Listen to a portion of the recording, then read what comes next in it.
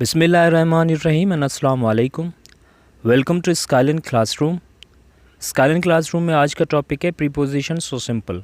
यानी मैंने प्रीपोजिशन को बहुत ही सिंपल और सादा और आसान तरीके से समझाने की कोशिश की है। पिछली वीडियोस मैंने जो बनाई थी प्रीपोजिशन की वो तकरीबन 2 थी। उन दोनों में मैंने जस्ट इंट्रोडक्शन दिया है प्रीपोजिशन का, यूजेज जो है उनका थोड़ा ज़्यादा नहीं दिया था। तो मैं आज कोशिश करूँगा कि प्रीपोजिशन का यूजेज जो है हर प्रीपोजिशन का वो मैं आपको उर्दू के अंदर समझाऊं कि उनको कैसे इस्तेमाल किया जाता है। तो सबसे पहले हम आते हैं ऑन पर। ऑन का उर्दू में मतलब निकलता है पे, पर, यानी पे या पर और को के लिए। और कॉन्सेप्चुअल इसका मतलब क्या निकलेगा, ज़हनी तौर पर हम अगर इसके कॉन्सेप्ट को पढ़ें तो वो ये होगा कि किसी चीज़ के ऊपर आप कोई चीज़ रखें और वो दोनों एक दूसरे के टच में हों। ठीक है, जैसे the book is on the table. अब यहाँ पर जो बुक है वो टेबल पे है या पर है। अब यहाँ पर बुक और टेबल के बीच में कोई फासला नहीं है, वो दोनों एक दूसरे के बिल्कुल टच में हैं। तो ऑन जो है वो ऐसी चीज़ के ऊपर होगा जो एक दूसरे के बिल्कुल टच में हों। जैसे he will be back on Friday. और दूसरा जो इसका यूजेज है, एग्जाम्पल है, वो इसके हिसाब से है कि फ्राइडे को, क्योंकि मैंने इसकी मीनिंग को भी निकाली है ना, तो यहाँ पर वो फ्राइडे को वापस आएगा।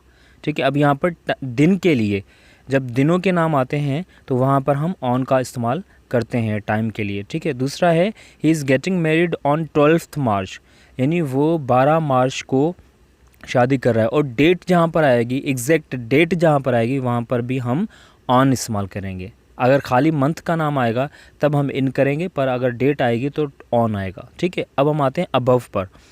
अबव जो है वो उसका मतलब भी है ऊपर। ठीक है, पर ये जो चीज़ जिसके ऊपर होगा वो उसके टच में नहीं होगा, यानी दोनों चीज़ें एक दूसरे के टच में नहीं होंगी। टच में होंगी तो वो ऑन हो जाएगा। ठीक है, जैसे the clock is above the board, यानी जो क्लॉक है, जो घड़ी है, वो बोर्ड के ऊपर है। यानी बोर्ड और घड़ी के बीच में फासला है, थोड़ा सा है, ज़्यादा नहीं है मगर थोड़ा सा फासला ज़रूर है। ठीक है, दूसरा है the words given above are regular verbs. जो ऊपर दिए गए वर्ड्स हैं वो रेगुलर वर्ब्स हैं, यानी थोड़े ऊपर दिए गए वर्ड्स जो हैं वो आपके रेगुलर वर्ब्स हैं। तो ऊपर का मतलब, अबव का मतलब ऊपर होता है और दोनों एक दूसरे के टच में नहीं होते। ओवर, ओवर का मतलब है बहुत ही ज़्यादा सेंस इसका बनता है, यानी ज़्यादा के लिए। अब वो ऊपर भी हो सकता है, पर भी हो सकता है। ठीक है, इसका दोनों का मतलब ऊपर या पर ये अबव से थोड़ा ज़्यादा ऊपर होगा, ये ज़हन में रखना। ऑन बिल्कुल टच में है, अबव थोड़ा सा ऊपर है, और ओवर जो है वो थोड़ा सा ज़्यादा ओवर हो जाएगा, थोड़ा ऊपर हो जाएगा। अगर इसकी मीनिंग के हिसाब से देखें, जैसे यहाँ पर ही रूल्स ओवर आर हार्ट्स, यहाँ पर वो हमारी दिलों पर राज करता है। यहाँ पर जो ओवर का मतलब है पर है, यहाँ पर ऊपर के लिए नहीं है। ठीक है, और the cliff hangs over the sea, यानी एक पत्थर है या पत्थर का जो थोड़ा टुकड़ा है जबल का, वो लटकता है समंदर के ऊपर से, यानी ऊपर। तो यहाँ पर ओवर जो है इस तरीके से इस्तेमाल किया जाएगा, मीनिंग के हिसाब से भी और कॉन्सेप्चुअली भी। अब हम आते हैं एट। एट का मतलब भी होता है पर या पे, पर यहाँ पर एट को हम प्लेस या टाइम के लिए इस्तेमाल करेंगे। ठीक है, हमने ऑन को भी इस्तेमाल किया, आपने देखा टाइम और प्लेस के लिए मैंने वो क्लियर कर दिया कि वहाँ पर हम डेट और दिनों के लिए हम ऑन इस्तेमाल करेंगे। यहाँ पर देखें कि एट कहाँ पर इस्तेमाल होगा, आई विल बी हेयर या देयर एट 7 PM, यानी एग्जैक्ट टाइम के लिए आप एट इस्तेमाल करेंगे। यहाँ पर अगर आप ऑन इस्तेमाल करेंगे तो ये गलत हो जाएगा। जहन में रखना कि एग्जैक्ट टाइम होगा तो 7 PM, एट 7 PM होगा। दूसरा देखें, I am standing at the station, place के लिए है, जगह के लिए भी हमने एट को इस्तेमाल किया। I am standing in the station नहीं आएगा, ऑन द स्टेशन भी नहीं आएगा, एट द स्टेशन आएगा। ठीक है, क्योंकि वो प्लेस के लिए, जगह के लिए भी हम इस्तेमाल करते हैं एट को। You will get it at the cost of life, तुम इसको जो है ना हासिल करोगे अपनी ज़िंदगी के कीमत पर। तो यहाँ पर इन तीनों में पर का मतलब दे रहा है एट, मगर प्लेस और टाइम के लिए। ठीक है, अब हम आते हैं ट्रू और इनटू। ट्रू और इनटू, ट्रू हम जनरल डायरेक्शन के लिए इस्तेमाल करते हैं, की तरफ, और इनटू जो है वो स्पेसिफिक डायरेक्शन के लिए करते हैं। जैसे आप अगर स्कूल जा रहे हैं, I am going to school, पर जब आप बाहर से चीज़ कोई अंदर की तरफ जा रही हो तो वहाँ पर आप इनटू इस्तेमाल करेंगे। जैसे आप दरवाजे पर रुक के कमरे के अंदर जा रहे हो, उस वक्त आप कहेंगे आई am going into the room. ठीक है ना, वहाँ पर टू नहीं करेंगे। जैसे यहाँ पर देखें, I am going to school, मैं स्कूल जा रहा हूँ। अब यहाँ पर एक जनरल सी डायरेक्शन है, इस वजह से स्कूल की तरफ जा रहा हूँ, यानी मैं स्कूल की तरफ जा रहा हूँ। पर जब आप कहेंगे ना he is going into the class, यानी वो क्लास के दरवाजे पर बिल्कुल उसी वक्त इंटर हो रहा है, अंदर की जानिब इंटर हो रहा है, तो वहाँ पर आप इनटू इस्तेमाल करेंगे। वहाँ पर आप ये नहीं कहेंगे कि he is going to the class, नहीं, इन टू द क्लास, क्योंकि वो बाहर से अंदर की तरफ मूवमेंट हो रही है। उसके बाद आता है जी फॉर का मतलब होता है के लिए या से। इसके दो मतलब होते हैं, या तो आप के लिए के इस्तेमाल करते हैं या से के लिए इस्तेमाल करते हैं फॉर। अब आप जब इसके सेंटेंसेस पढ़ेंगे, देखें these flowers are for you, ये फूल आपके लिए हैं। यहाँ पर ये सिंपल सी इसका यूजेज है, कोई इसका स्पेसिफिक या कॉन्सेप्चुअल यूज़ है नहीं, ठीक है ना। तो एक तो ये है के लिए, these flowers are for you. से का मतलब थोड़ा सा कॉन्सेप्चुअल है, जैसे I have been waiting for years, यानी मैं सालों तक आपका इंतज़ार कर रहा हूँ या सालों से आपका इंतज़ार कर रहा हूँ। तो यहाँ पर जो फॉर है वो एज ए प्रीपोजिशन इस्तेमाल हुआ है, मगर वो टाइम को शो करने के लिए प्रेजेंट परफेक्ट कंटिन्यूस में इस्तेमाल हुआ है, ठीक है जी। उसके बाद हम आते हैं इन या इनसाइड में। देखें इन जो है एक जनरल सी पोजीशन है जो कि अंदर ऑलरेडी बैठा हुआ हो, कोई चीज़ अंदर ऑलरेडी हो और एक कहीं ना कहीं एक जगह से वो चीज़ का कोई दरवाज़ा हो, कोई कहीं ना कहीं से वो खुली हुई हो। और इनसाइड जो है उसका मतलब भी सेम ही होता है, मगर वो चारों तरफ से फिर बंद हो, ठीक है। अब एग्जाम्पल देखेंगे तो आपको समझ में आएगा, जैसे he is in the class, वो क्लास में है, ठीक है, वो ऑलरेडी क्लास में है, तो क्लास का दरवाज़ा या विंडोज़ वगैरह तो खुली हुई होंगी ना, तो वहाँ पर आप इनसाइड द क्लास नहीं कहेंगे क्योंकि वो दरवाज़ा खुला हुआ है।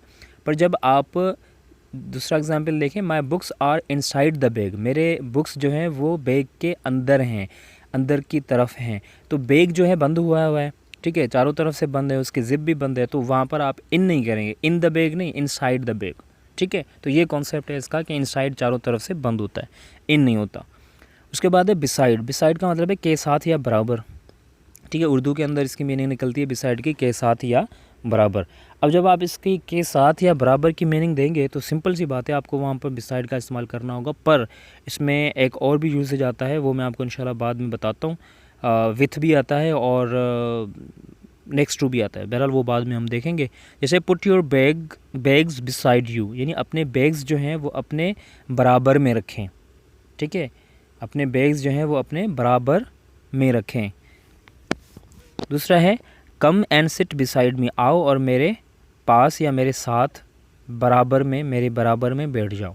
यानी बिल्कुल जब आप साइड टू साइड किसी की चीज़ लगाते हैं या बैठते हैं तो वहाँ पर बिसाइड का इस्तेमाल होता है, ठीक है। फिर है नेक्स्ट टू। नेक्स्ट टू का मतलब होता है अगला या दूसरा या बराबर में, ठीक है, ये भी हो सकता है, बराबर भी है इसकी मीनिंग, मगर मैंने यहाँ पर क्योंकि बिसाइड की मीनिंग एक्चुअल जो है वो है बराबर।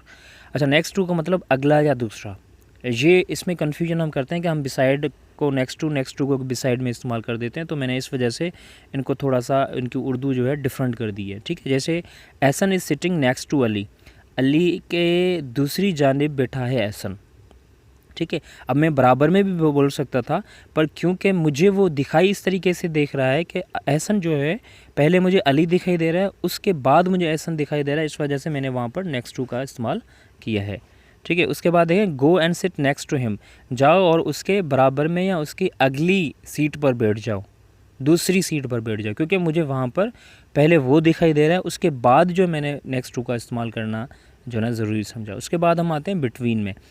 अच्छा, बिटवीन जो है दो चीज़ के बीच में होता है, ठीक है, दो चीज़ के बीच में, दो इंसान या दो किताब या कोई भी दो चीज़ें हों, उनके बीच में जो होगा ना वो होगा आपका बिटवीन में। देखें, they were holding a horse between them, यानी वो अपने बीच में, यानी दो जने थे, लाजमी दो जने होंगे, इससे ज़्यादा नहीं, वो अपने बीच में एक जो है ना खूबसूरत वाइट हॉर्स जो है वो पकड़े हुए थे, ठीक है।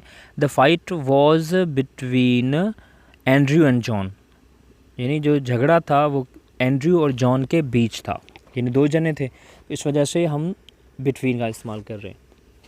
उसके बाद है जी अमंग।